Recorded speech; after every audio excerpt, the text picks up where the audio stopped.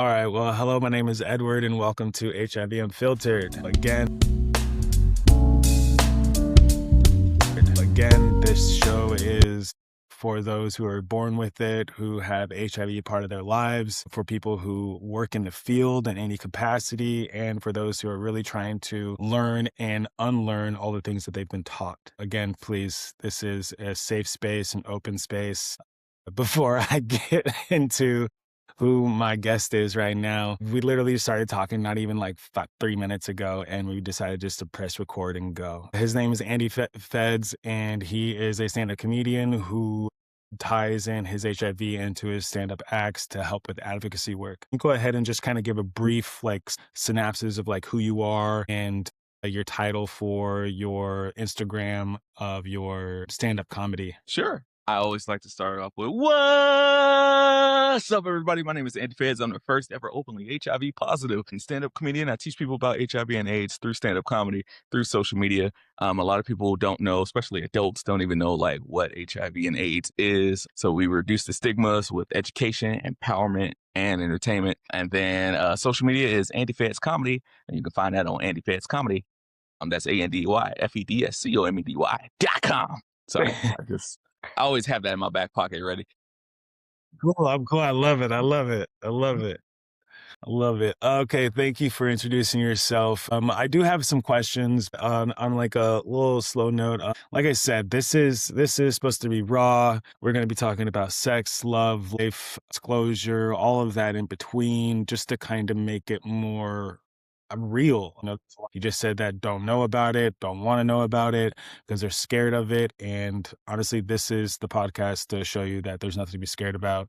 This is 2026. People ain't dying like that anymore. Let's just live our life and be loved and love at the same time. I'm going to go ahead and jump into some of these questions I have for you. One of those questions now, real quick, actually, before I even jump into those questions, let's just go get like a little quick synopsis of who you are outside of the comedy. I think that's a good place to start. Yeah. So Cool. yeah. So I'm a father. I'm a husband. I'm a grandson, son, all those things. I teach people, or I tell people, my story usually starts off with my mom, because she got, HIV from a boyfriend that never told her. And my parents had like an on and off relationship. So like 1 minute they were on, next minute they were off. So when she saw this dude during their off season, that sounds weird actually. When they weren't together, It's life, bro. It's life. it made my mom sound like a hoe.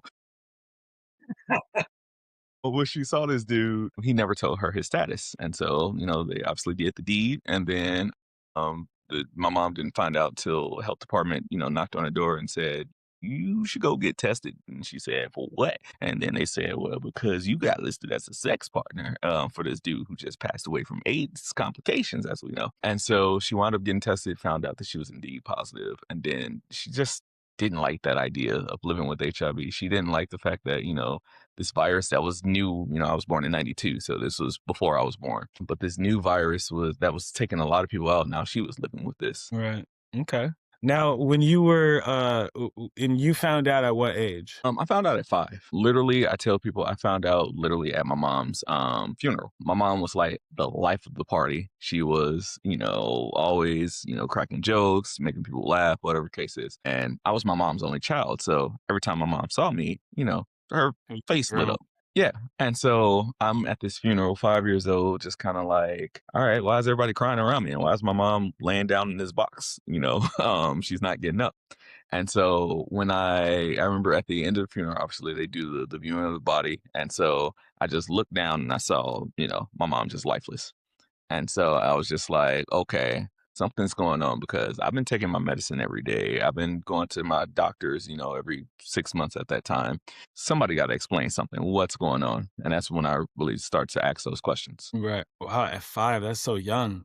Yeah. Did that get rid of your whole childhood that young? No, I was definitely still, a normal kid. My grandmother taught me that I guess she was trying to, save me from bullies or whatever, but she told me I had bad blood. And I guess that was her way of teaching me.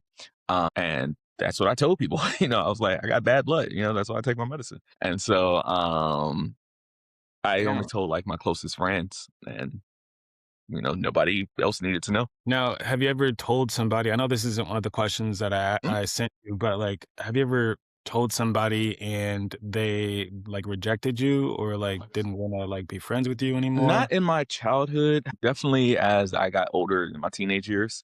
The women I was interested in, I would tell them because I want to be open. I didn't want like no backlash of just keeping it a Right. secret. And yeah, some definitely was like, I don't know if I can really handle that. And as a teenager too, myself, I self stigmatized myself because I kept hearing all the jokes. I kept hearing, the Kanye lines and Family Guy and South Park. I was just like, nobody's gonna want me living with HIV. Now, did you ever go through depression pretty young? Yeah, yeah, I did, and I think it How'd you was mostly because like I was this kid that was stigmatizing myself. I had lost my mom. I was looking at all my friends like, dang, why they got a mama and I don't?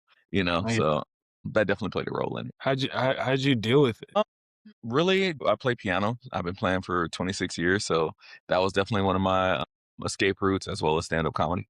Okay, so now going into this stand-up comedy, like, what made you wanna put your status into your act? Okay, so I started in 2012. In college, me and my buddy, we were always just like trying to make people laugh. We were just in competition with each other, and so we started a comedy club. And first time I did a joke, somebody literally ran around the auditorium. And I was like, oh, I like this reaction. So this is going to be a thing. 5 years later, I was with somebody who was, she was taking an HIV/AIDS class in our college because she wanted to get to know, what HIV and AIDS was.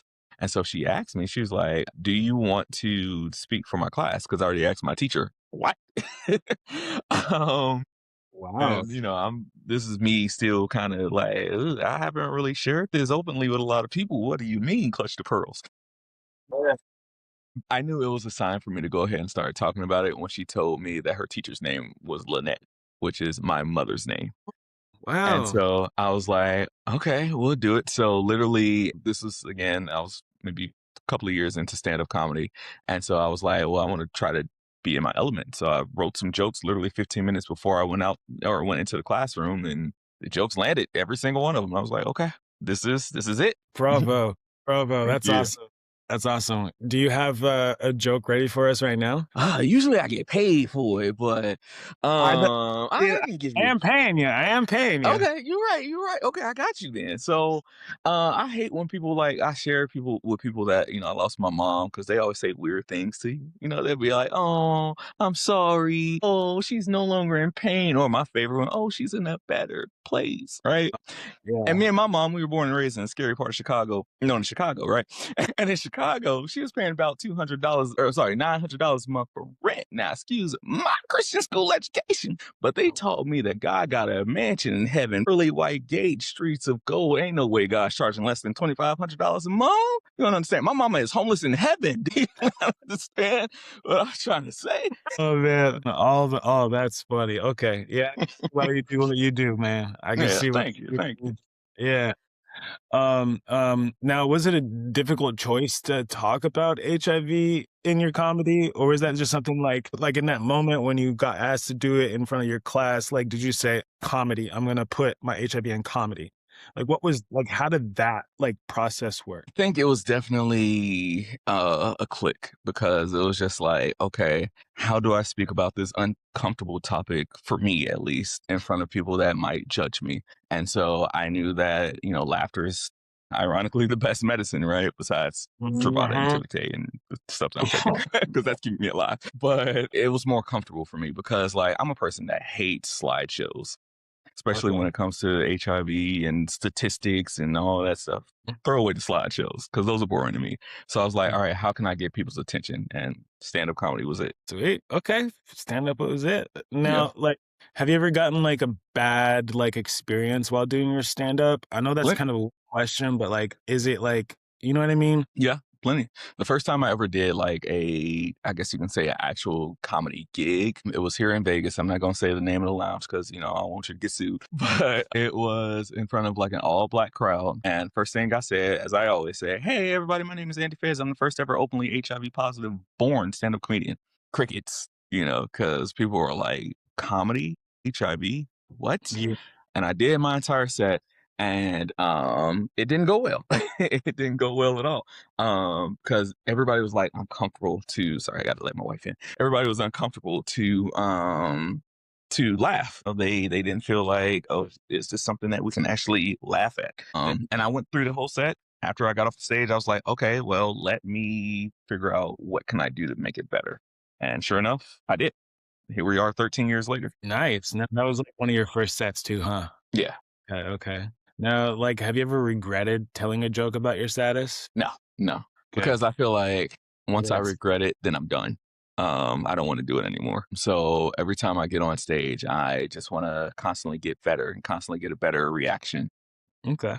Now, how has being public about your status changed the way that you date, hook up, or talk about sex? Now, I know that you're happily married. Like, how did that? Um, it's funny because I feel like stand-up comedy helped me as I'm a teacher too. So my students will say, hey, help me riz better. So Oh, I felt like, being able to say, hey, I'm a stand-up comedian as well as be funny, and just share me as a person and the personality.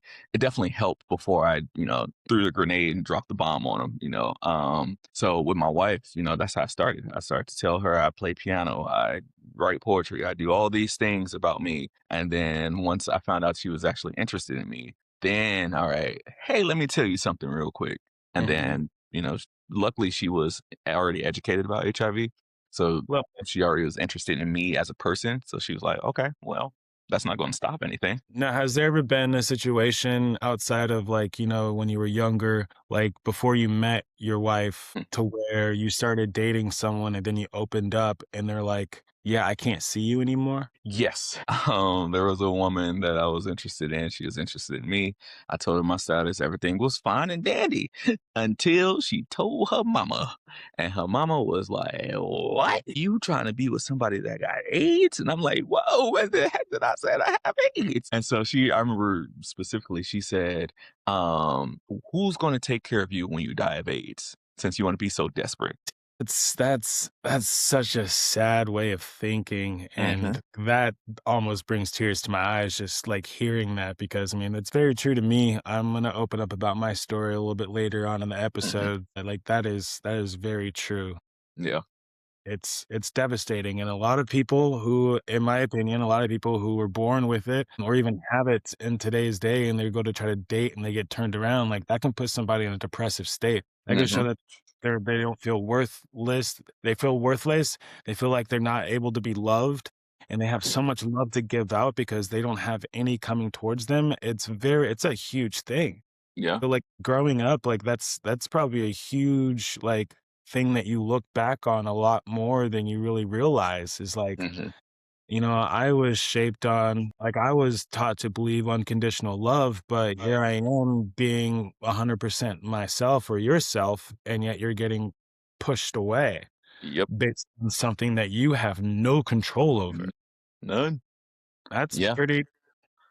And then I really came up with the mindset of, um, show them the door. Show them the door if they're not, interested in me because I'm more than a virus. I am not a biohazard. I'm a person. I'm a person that deserves love, respect, a relationship, marriage, kids, all these things. So it's like if you can't treat me that way, I'm going to treat you the same way that somebody that don't like me. There's the Yeah, door. You're not about to hurt my feelings. yeah, and it sucks because, like, I should definitely do that myself. Mhm. But I just love so hard my friends and my girlfriend. Absolutely. Like, yeah, but if I can change their mind, I was like, "But that's not your responsibility." Mhm. But yet, I'm doing this podcast to help people change their mind and see how I get it. normal you know what I'm saying? So, like, that's just like that's the struggle that I have, I get it. Idea wanna Broadbent, as we know, she's for those that don't know, she's a public advocate, global pioneer in the HIV/AIDS community. Can you She, I'm sorry, say that name again? Sorry. Idea Broadbent. Her and I became friends before she sadly passed away. But she told me something that I still hold on as an advocate. She said there are ignorant people and then there are stupid people. The ignorant people just have no idea. They didn't know. They're willing to learn. They're willing to take in what you say. but you can't fix stupid. So that's how I am. When somebody just is just adamant on just not educating first, I'm gonna wait to see if they talk crazy about me because I love the smoke. I love being able to roast people when they deserve it, of course. But then if they're just not willing to learn, fucked, because you're not Yeah, about to just talk crazy. I love that. Hmm. Now, if a doctor, nurse, or lawyer is listening to you right now, what is one thing that you wish they understood about people born with HIV? I feel like as far as doctors go, a lot of doctors that are not in the HIV community needs to learn what HIV and AIDS is. They know the bare basics, but they don't know, a lot of doctors don't even know that yes, you can go from an AIDS diagnosis back to HIV, back to undetectable. I've heard a lot of doctors just kind of like, what? That's a thing? And it's like, yes, I think we should get rid of the whole archaic, what's the word? Archaic, that's the word. Archaic English, archaic term of having an AIDS diagnosis after you go undetectable because for whatever reason it sticks on your record and saying that Yep. you always have AIDS. And it's just like, no, somebody might have an HIV or might be undetectable now. How do they still have AIDS? Yeah. Wow. Okay. Yeah. I honestly, I mean, I'm 35 and I didn't even know that. So you just taught me something. Yeah. Yeah. That's crazy. Now, if you could sit down with your younger self, maybe right after your mom died, what's the one thing that you would want to know about your future? Younger Andy Feds would probably one be like, "How'd you get so fine?" And I'll be like, "Man, listen, soon, give it a couple of years." But also, younger Andy Feds would probably be like wondering, "How did you do it? How did you?"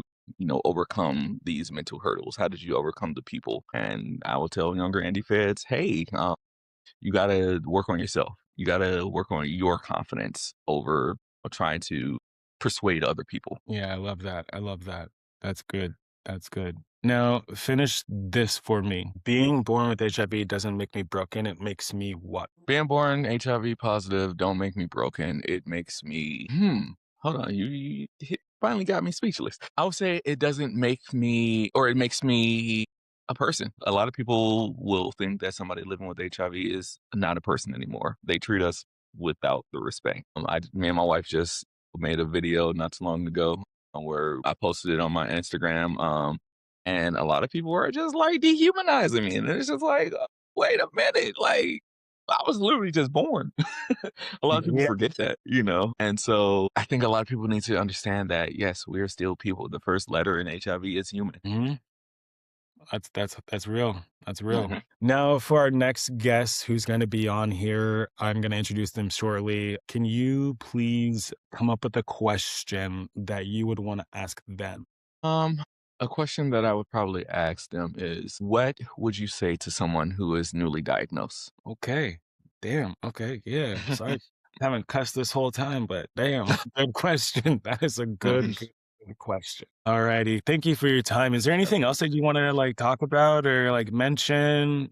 Uh, no, your Instagram handle again, when your next show is for people. we've been taking a break on the show. We got a speaking of shows, we got booked for a show. I can't say too much about it, but just wait for it. Well, I'll definitely be posting it on my social medias. Again, that's Andy Feds Comedy. That's ANDYFEDSCOMEDY.com in case you don't know where to go. Awesome. Awesome. Thank you so much for your time, dude. Of course. Hopefully I get to meet you in person one of these days. I definitely want to come see your show. Sure. What state are you in? I'm in Seattle right now. Okay, you ain't too far. We're in Vegas. Yeah, I'm not too far at all. Yeah. Mhm. I'll definitely make it a point. But again, thank you for being a guest on this podcast. I'm in awe. This has been a great experience. I also want to just kind of say a few like goodbye things. Please, for those who are listening, who are just tuning in, again, this is the HIB Unfiltered podcast. We do have Instagram, we have YouTube. I did put out a Spotify. And if there's any other platforms that you normally listen to, just send me an email at hibunfiltered.com and we'll see what we can do to get it up there. Again, thank you for tuning in. And if you have anyone who is wanting to unlearn those things about HIV that are no longer a real thing, just let them know about this podcast. And yeah, I look forward to seeing you guys next episode. So thanks again, guys. See y'all.